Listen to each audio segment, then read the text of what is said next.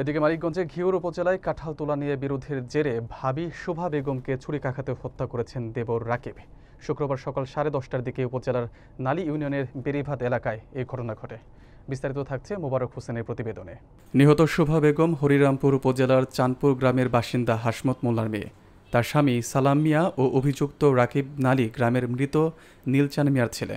স্থানীয় সূত্রে জানা যায়, সালাম ও রাকিব আলাদা সংসারে থাকেন। তাদের বাড়ির পাশে দুটি কাঁঠাল গাছ ছিল। কয়েক মাস আগে রাকিব নিজের ভাগের গাছটি কেটে ফেলেন। শুক্রবার সকালে শোভা বেগম অপর গাছ থেকে কাঁঠাল তুলছিলেন। এ সময় রাকিব এসে নিজের অংশ দাবি করলে কথা কাটাকাটি হয়। এক পর্যায়ে রাকিব ঘরে গিয়ে ধারালো ছুরি এনে শোভাকে এলোপাতাড়ি কুপিয়ে গুরুতর জখম করেন। ঘটনাস্থলেই তার মৃত্যু হয়।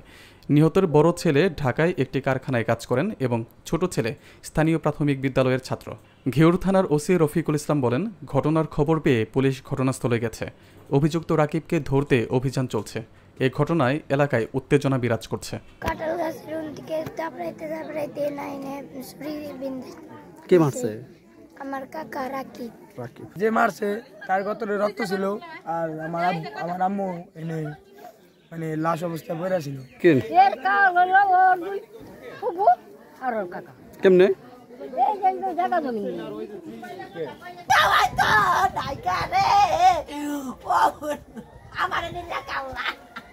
মার্ডার করছি, তারপর চলে গেছে। এতটুকু শুনছি, অনেক দূর থেকে আসছি, শুনছি আর কি। জায়গা নিয়ে দুইবার জায়গা নিয়ে গেলাম ছিল। ওই কালকে এসে ওই ঝগড়াঝাটি করতেছে। সকালবেলা এক প্রকার ওই মারধর করার পরে ওই শরীরে পাটা দিছে। খামিনের মাইরে ফেলাইছে, কিরা মাইরে ফেলাইছে, রাকিব মাইরে ফেলাইছে। তারপরে এসে দেখি এই জায়গায় লাশ পড়া। সে দেখি রাস্তার উপরেই ওই শোভা আর কি, সালামের বউ যে মারা গেছে, ওখানে শোয়া। তো আরো 2-3 লোক দেখলাম ওখান থেকে।